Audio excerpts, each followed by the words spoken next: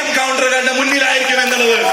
ഈ ഒറ്റൊരു കമന്റ് എന്റെ ഉള്ളിൽ ഒരു തിരിച്ചറിവുണ്ടാക്കി. നമ്മൾ ഈ ബിസിനസ് ചെയ്യേണ്ടത് നമുക്ക് വേണ്ടിയിട്ടല്ല. നമ്മളെ പ്രതീക്ഷിച്ച് ഈ സിസ്റ്റത്തിലേക്ക് വരുന്ന അനേകം ആൾക്കാരുണ്ട്. അവരുടെ ജീവിതത്തിലേക്ക് ഒരു വെളിച്ചമാവാൻ സാധിച്ചു കഴിഞ്ഞാൽ നാളെ നമ്മളെന്ന വ്യക്തി ഭൂമുഖത്തില്ലെങ്കിൽ പോലും അവരവരുടെ തലമുറകളോളം പറയും, ഇന്ന വ്യക്തി എന്നോട് ആർസ്യം പറഞ്ഞുകൊണ്ടാണ് ഞാൻ എന്ന വ്യക്തി ഈ ഭൂമിയിൽ നിൽക്കുന്ന അദ്ദേഹത്തിനോട് ഞാൻ എന്നും കടപ്പെട്ടിരിക്കുന്നത്. ആ സമയത്ത് കണ്ണിന്ന് ഒരു ചെറിയൊരു തുള്ളി വീഴും. ആ തുള്ളിയുടെ പേരാണ് സമാധാനം, സാഹോദര്യം, സ്നേഹം എന്നുള്ളത്. ആർസ്യം നിങ്ങൾ ചെയ്യുകയാണെങ്കിൽ അതിനു വേണ്ടി ചെയ്യണം. അങ്ങനെ ചെയ്യാൻ മനസ്സുള്ള എത്ര പേരുണ്ട്? യെസ്, അതുകൊണ്ടാണ് നിങ്ങൾ ഓപ്പണർ ആൻഡ് അച്ചീവേഴ്സ് ആയിട്ട് ഇവിടെ ഇരിക്കുന്നത്.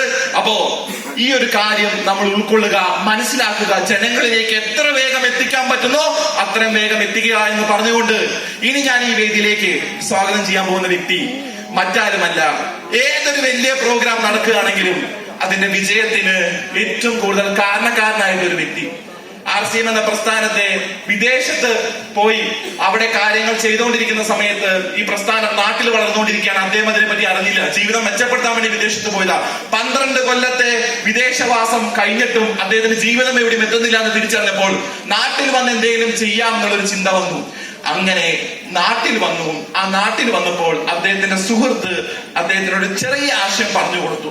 സ്വദേശി ഉൽപ്പന്നങ്ങൾ ജനങ്ങളിലേക്ക് എത്തിച്ചു കഴിഞ്ഞാൽ നിങ്ങൾ ഒരു വരുമാനം ഉണ്ടാക്കാൻ സാധിക്കും, ആരോഗ്യം നിലനിർത്താൻ സാധിക്കും, ഒരുപാട് പേരുടെ ജീവിതത്തിലേക്ക് വെളിച്ചമെത്തിക്കാൻ സാധിക്കും എന്ന് പറഞ്ഞപ്പോൾ ഇതിൽ എന്തെങ്കിലും ഒരു കാര്യം ഉണ്ടാവും എന്നൊരു തിരിച്ചറിവുണ്ടായി.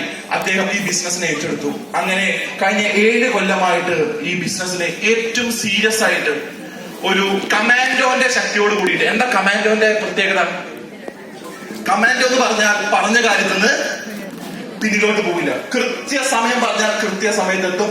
ചെയ്യേണ്ട കാര്യം യാതൊരു തരത്തിൽ ദാക്ഷിണ്യമില്ലാതെ ചെയ്യും.